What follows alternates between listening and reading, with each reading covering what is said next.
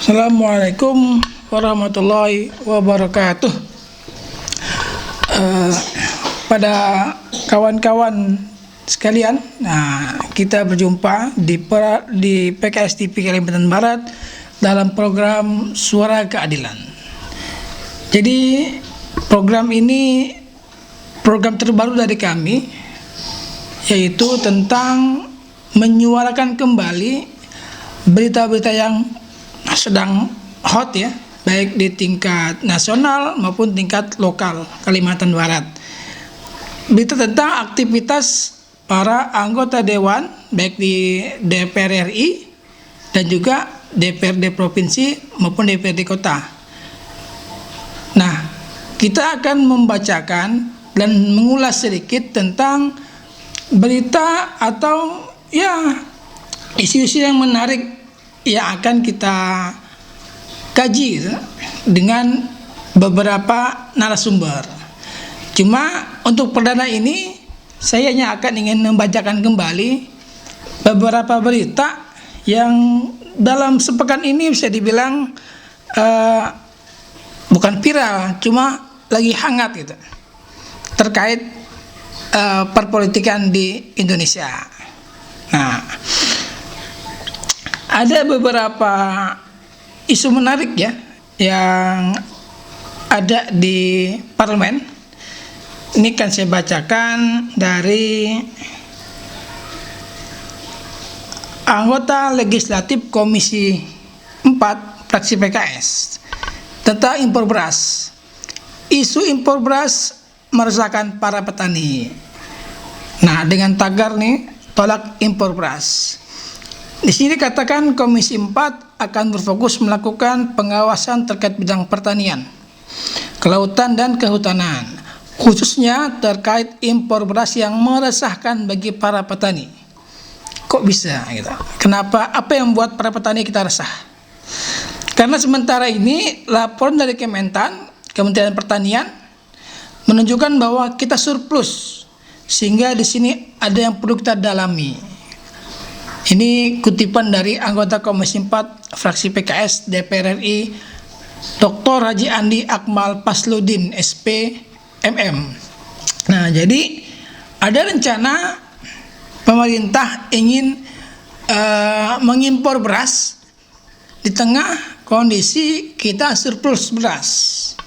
Nah, gimana kira-kira menurut kawan-kawan? Apakah setuju atau tidak? Nah, menurut anggota PKS harus dikaji kembali, karena kondisi saat ini para petani ataupun beras kita surplus, itu untung gitu, banyak lebihnya. Nah, itu dari Komisi 4, yaitu tentang impor beras. Di sini juga ada menarik nih tentang pendidikan kita. Interupsi di paripurna DPR, Muzammil PKS titik 2 cabut draft peta jalan pendidikan. Nah, ini ada apa lagi nih pendidikan kita nih?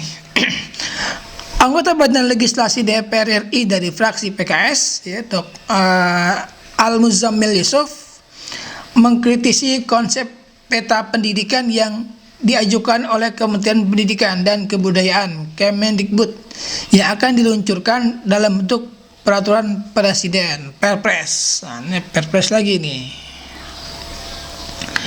Yang berikutnya tentang masih tentang yang terkait dengan draft peta jalan pendidikan. Jadi ada beberapa yang sudah mengatakan menolak ataupun mengkritisi ya. Salah satunya ialah Muhammadiyah. Nah, di sini di dalam situs ataupun website fraksi pks.id, sejalan dengan Muhammadiyah, fraksi PKS tegaskan agama jadi bagian integral visi pendidikan Indonesia. Nah, jadi sepertinya ada yang berat nih dalam pendidikan nih, ada sesuatu yang mesti dikritisi gitu. Jakarta, Ketua Fraksi PKS Jazuli Juwaini mengapresiasi dan mendukung kritik yang dilontarkan Ketua Umum PP Muhammadiyah Haidar Nasir terhadap peta jalan pendidikan nasional 2020-2035. Jauh juga ya.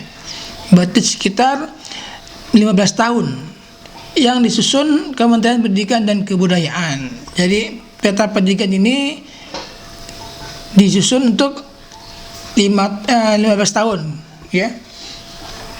Pasalnya peta jalan itu disinyalir tidak sejalan dengan UUD 1945 pasal 31 tentang sistem pendidikan, terutama tidak dicantumkannya frasa agama dalam visi pendidikan Indonesia 2035. Nah, ini ada masalah apa nih? Kenapa nggak dimasukkan gitu? Kritik Ketua Muhammadiyah Profesor Haidar Nasir sangat fundamental dan elementer. Bagaimana mungkin agama, iman, dan takwa tidak termaktub dalam visi peta jalan pendidikan Indonesia? Padahal hal itu jelas ada dalam visi pendidikan nasional menurut UUD 1945 dan Undang-Undang Sisdiknas. Tanya Jazuli. Nah, jadi sikap PP Muhammadiyah ini sejalan dengan sikap fraksi PKS. Bagaimana dengan Anda? Apakah kira-kira bermasalah sih tidak gitu? Kata agama tidak dimasukkan di dalam peta jalan pendidikan selama untuk periode 2020-2035.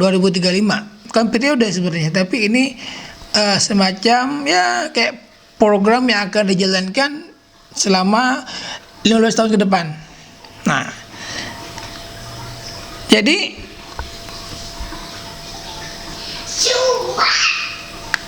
ya dukungan dari kritikan dari Muhammadiyah ini bisa dibilang tambahan moral ya untuk fraksi PKS agar terus mengawal dan meminta agar ada kajian kembali agar dimasukkannya frasa agama dalam undang-undang ataupun peta jalan pendidikan yang akan kita laksanakan. Ini pemerintah akan melaksanakan ini. Nah, itu tentang pendidikan. Jadi, nah tapi ini ada yang ramai nih. Itu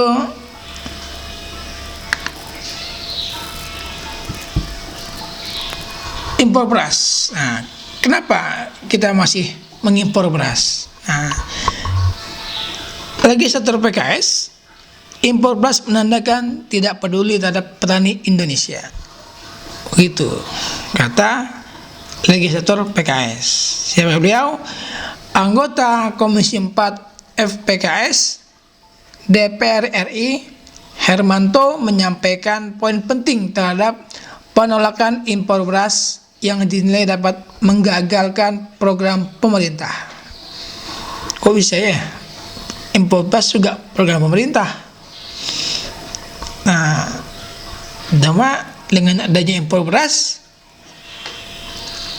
pemerintah menggagalkan programnya sendiri. Nah, di sini impor beras ini mengganggu kedaulatan pangan Indonesia dan juga merugikan petani, tegas Hermanto. Jadi beliau mengatakan dengan adanya impor beras maka para petani kita akan rugi. Kenapa? Nanti kita lihat lagi di sini nih. Legislator PKS ini juga menjelaskan impor beras dapat menjadikan program food estate yang sedang gencar dijalankan oleh pemerintah dianggap gagal. Anggaran sebesar 1 juta ton untuk dana impor beras sebagian dialihkan saja untuk membeli beras yang akan segera panen di area food estate. Jadi anggaran 1 juta ya untuk membeli beras dari luar negeri dialihkan untuk membeli beras yang di dalam negeri, produk lokal. Gitu. PKS ini menyampaikan persoalan dalam masa reses yang diperjuangkan adalah mengenai irigasi, pupuk, serta penyerapan pemerintah terhadap produk pertanian. Persoalan cuaca longsor, banjir yang berakibat pada perluasan lahan yang tidak efektif dan tidak produktif terhadap panen pertanian. Nah, jadi ini isu menarik nih, ya, terutama untuk kawan-kawan yang aktivis pertanian ataupun mahasiswa yang sedang menjalankan kuliahnya di pertanian. Apa tanggapannya ketika pemerintah ingin melaksanakan impor beras di tengah kita surplus beras? Oke, segitu dulu yang dapat saya sampaikan. Kita akan bahas beberapa isu menarik ke depannya, dan ini dengan perdana. Jadi ke depannya seminggu kita akan bertemu 2 kali. Semoga ini bisa membantu dan juga memberikan informasi yang bermanfaat untuk kawan-kawan sekalian, dan kita akan undang beberapa tamu, ya, narasumber tentunya dari PKS juga, mengenai isu-isu yang akan kita bahas. Assalamualaikum, Suara Keadilan Kalimantan Barat. Bye.